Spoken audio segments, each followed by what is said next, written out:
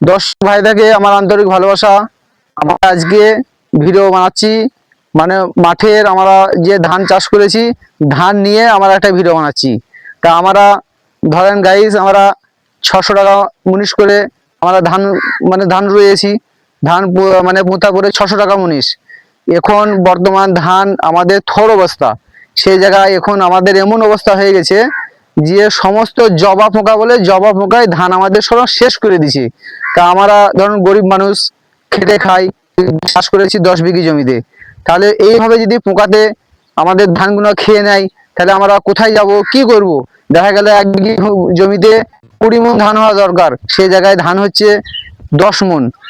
আবার যখন বিক্রি করতে যাচ্ছি তখন দিচ্ছে আমাদেরকে, বলছে কি 800 টাকা বস্তা।